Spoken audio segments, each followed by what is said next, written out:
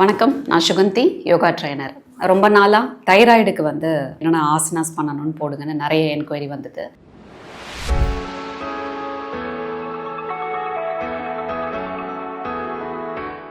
So தைராய்டை பொறுத்த வரைக்கும் நீங்கள் யோகாலேயே சரி பண்ணிடலாம் அப்படின்னு நீங்களாக முடிவு பண்ணிக்க கூடாது. ஸோ தைராய்டில் டெம்பரவரியாக உங்களுக்கு தைராய்டு ட்ரிகர் ஆயிருக்கா, இல்லை இது ஆட்டோ இம்யூன் தைராய்டாக டெவலப் ஆயிருக்கான்னு உங்களுக்கு தெரியாது. ஸோ கண்டிப்பாக நீங்கள் டாக்டரை கன்சல்ட் பண்ணி பிளட் டெஸ்ட் எடுத்து உங்களோட லைஃப் ஸ்டைல் சரியில்லாததுனால உங்களுக்கு டெம்பரவரியாக தைராய்டு வந்திருக்கா, கொஞ்ச நாள் மாத்திரை சாப்பிட்டுட்டு அதை நிறுத்திட முடியுமா, உணவு பழக்கத்துலேயும் லைஃப் ஸ்டைல் சேஞ்சஸ்லையும் டெய்லி ஆக்டிவிட்டீஸ் ஒர்க் அவுட் பண்ணுறதுனாலையும் அதை சரி பண்ணிக்க முடியுமா, இல்லை என்ன பண்ணாலும் இதை மேனேஜ் தான் பண்ண முடியும் ஆனால் மாத்திரையை கடைசி வரைக்கும் நம்ம சாப்பிட்டாகணுமா அப்படிங்கிற மாதிரி நீங்கள் தெரிஞ்சுக்கணுன்னா டாக்டரை பார்த்து இது ஆட்டோ இம்யூனா இல்லை நார்மல் தைராய்டான பிளட் டெஸ்ட் பண்ணி ஆகணும்.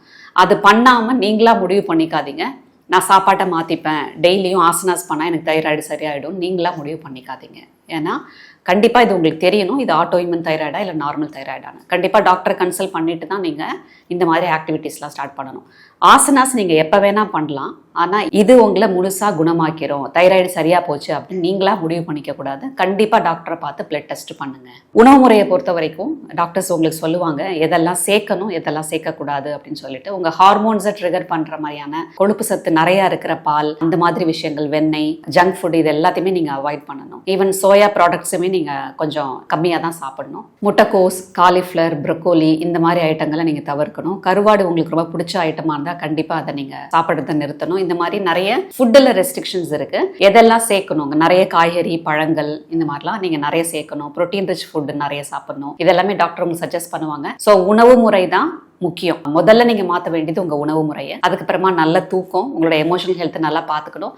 அது கூட சேர்த்து நீங்க இந்த ஆசனாஸ் பண்ணும்போது உங்களுக்கு ஹெல்ப்ஃபுல்லா இருக்கும். வெறுமனே ஆசனாஸ் பண்ணிட்டு தைராய்டை நான் சரி பண்ணிக்குவேன் அப்படின்னு நீங்க முடிவு பண்ணிக்க கூடாது. முதல் ஆசனா சேத்துபந்தாசனா. படுத்துட்டு காலை மடக்கிக்கிறீங்க, உள்ளங்கையை தரையில வச்சுக்கிறீங்க, இடுப்பை மேல லிஃப்ட் பண்றீங்க. ஸோ லிஃப்ட் பண்ணும்போது உங்களோட பாடி வெயிட், உங்க பாடி ப்ரெஷர், பிளட் சர்க்குலேஷன் எல்லாமே கழுத்துக்கு இறங்குது.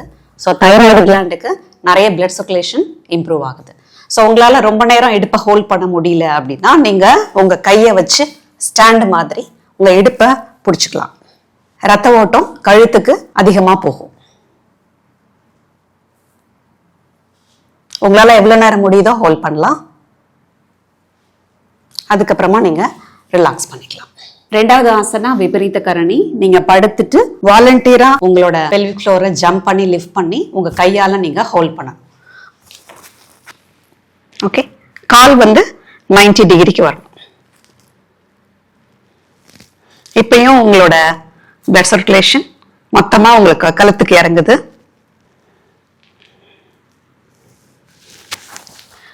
நிறைய பேரால இது பண்ண முடியாது. அவங்க மட்டும் செவர்ல காலை வச்சுட்டு பிளட் சப்ளை கழுத்துக்கு இறங்குற மாதிரி பண்ணிக்கலாம். காலை தூக்கி செவர்ல வச்சுக்கிறீங்க. இப்ப இடுப்பை தூக்கிக்கிறீங்க, காலை நல்லா நீட்டி வச்சுக்கிறீங்க. இது எல்லாராலையும் பண்ண முடியும். இப்பயும் ரத்த ஓட்டம் கழுத்துக்கு இறங்குது.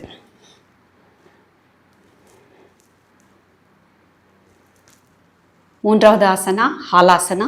யாராலெல்லாம் முடியுதோ அவங்க மட்டும் பண்ணுங்க, மற்றவங்க தவிர்த்துக்கலாம். உங்க வெயிட்டை ஜம்ப் பண்ணி காலை பின்னாடி கொண்டு போறீங்க. உங்க கையை யூஸ் பண்ணிக்கலாம். முட்டி மடங்க கூடாது. நல்ல காலை நேரா வச்சு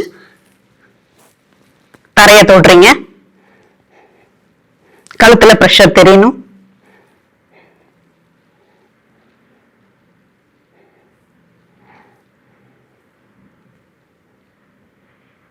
நான்காவது ஆசனா கோப்ரால நீங்க கழுத்தை ஸ்ட்ரெச் பண்ணி மேலே பார்க்கணும். ஜென்ரலா கோப்ராக்கு கண்ணுக்கு நேராக தான் பார்ப்போம். நம்ம தைராய்டு கிளாண்டை ஸ்ட்ரெச் பண்றதுக்காக மேலே பார்க்க போறோம். ஸோ கைகளை தரையில் ஊனி, இடுப்பை நல்லா கீழே இறக்கி, கை நல்லா நேராக இருக்கட்டும். கிளாண்டை ஸ்ட்ரெச் பண்ணுற மாதிரி மேலே பார்க்குறீங்க.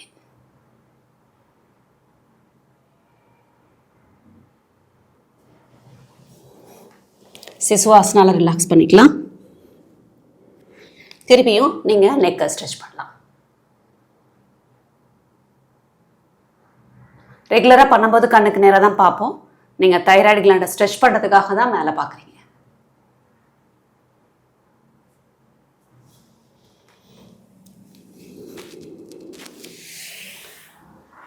அஞ்சாவது ஆசனா உஸ்திராசனா. நீங்கள் ஆக்சுவல் உஸ்திராசனா பண்ணும்போது ரொம்ப டஃப்பாக இருக்கும். நம்மளுக்கு தைராய்டு கிளாண்டை ஸ்ட்ரெச் பண்ணால் போதும். அதனால நம்ம அதுக்கு மட்டும் முக்கியத்துவம் கொடுக்குற மாதிரி பண்ணிக்கலாம். கைகளை பின்னாடி ஊனிக்கிறீங்க, இடுப்பை ஃப்ரண்ட்டில் புஷ் பண்ணி நெக்கை ஸ்ட்ரெச் பண்ணுறீங்க. இந்த இடம் ஃபுல்லாக ஸ்ட்ரெச் ஆகிற மாதிரி தலையை பின்னாடி தொங்க போடுறீங்க.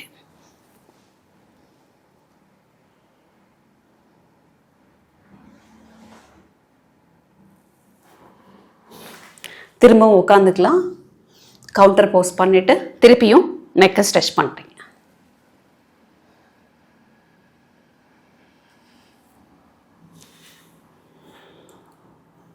மூணுலேருந்து 5 தடவை நீங்கள் பண்ணலாம். 6வது cat and cow stretch. So ரெண்டுத்துலேயுமே கேட் அண்ட் கவ் ஸ்ட்ரெச்சில் உங்களுக்கு தைராய்டு கிளாண்ட் மேலே போய் கீழே வர மாதிரி 2 ஸ்ட்ரெச்சும் நடக்கும். ஸோ டேபிள் பொசிஷனுக்கு வரீங்க. ஷோல்டருக்கு நேராக ரெஸ்ட் இருக்கட்டும், பட்லைனுக்கு நேராக நீஸ் இருக்கட்டும். இன்ஹேல் பண்ணும்போது முதுகு கீழே வளைச்சு, முதுகு கீழே வளைக்கிறீங்களா மேலே வளைக்கிறீங்களாங்கிற கவனத்தை விட கழுத்தை ஸ்ட்ரெச் பண்ணுறதுல கவனம் இருக்கட்டும். ஸோ இன்ஹேல் பண்ணும்போது கழுத்தை மேலே ஸ்ட்ரெச் பண்ணுறீங்க.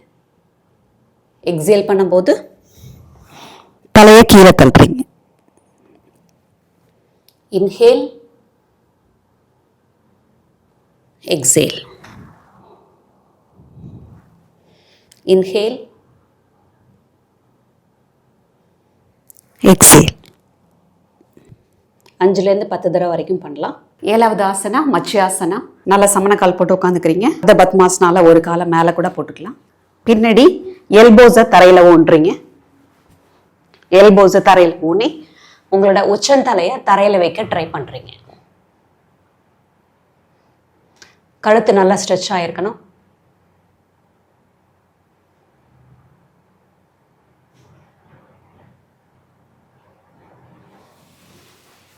படுத்து காலை ஹக் பண்ணி ரிலாக்ஸ் பண்ணிக்கலாம். இந்த 7 ஆசனங்களையும் நீங்கள் டெய்லியுமே ப்ராக்டிஸ் பண்ணலாம். ஸோ யாரால காலை மேலே தூக்க முடியும் அவங்க காலை செவரில் வச்சு பண்ணலான்னு சொன்னேன். மற்ற எல்லாருமே பண்ண முடிகிற வேரியேஷனில் தான் பண்ணி காமிச்சேன். ஸோ இந்த 7 ஆசனங்களையும் நீங்கள் டெய்லி பண்ணும்போது உங்களோட தைராய்டு கிளாண்ட் நல்லாவே ஸ்ட்ரெச் ஆகும், ஸ்டிமுலேட் ஆகும். ஸோ அதை தவிர நீங்கள் முடிக்கும் போதோ இல்லை ஆரம்பிக்கும் போதோ உங்களோட பட்டர்ஃப்ளை மசாஜ் பண்ணிக்கலாம். ஸோ இந்த தைராய்டு கிளாண்ட் ஒரு பட்டர்ஃப்ளை ஷேப்பில் இருக்கும் இல்லையா? ஸோ உங்களோட விரல்களை வச்சு 1 சொட்டு 2 சொட்டு எண்ணெய் வச்சு நல்லா லூப்ரிகேட் ஆகிற மாதிரி விரல் நுனியில் எண்ணெய் வச்சுட்டு நீங்கள் உங்களோட தைராய்டு கிளாண்டை பட்டர்ஃப்ளை ஷேப்பில் மசாஜ் பண்ணலாம். உள்ளேருந்து வெளியில் தைராய்டு கிளாண்ட் பொசிஷன்லேருந்து வெளியில் பட்டர்ஃப்ளை ஷேப்பில் ஃபிங்கர்ஸை மசாஜ் பண்ணுறீங்க. ஃபிங்கர்ஸை வச்சு மசாஜ் பண்ணுறீங்க உள்ளேருந்து வெளியில்.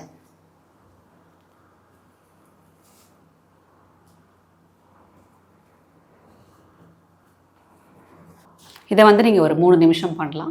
கையில் லூப்ரிகேஷன் இருக்கட்டும், நல்லாவே அது மசாஜ் ப்ரெஷரோட வரும். 7 ஆசனங்கள், ஒரு 2-3 மினிட்ஸ் பட்டர்ஃப்ளை மசாஜ், அதுக்கப்புறம் நல்ல உணவு பழக்கம், நல்ல தூக்கம். கண்டிப்பாக டாக்டரை கன்சல்ட் பண்ணி இது டெம்பரவரியாக இருக்கிற தைராய்டா இல்லை நீங்கள் லைஃப் டைம் மாத்திரை எடுக்க வேண்டிய தைராய்டாங்கிறத நீங்கள் செக் பண்ணிக்கணும். நன்றி, வணக்கம்.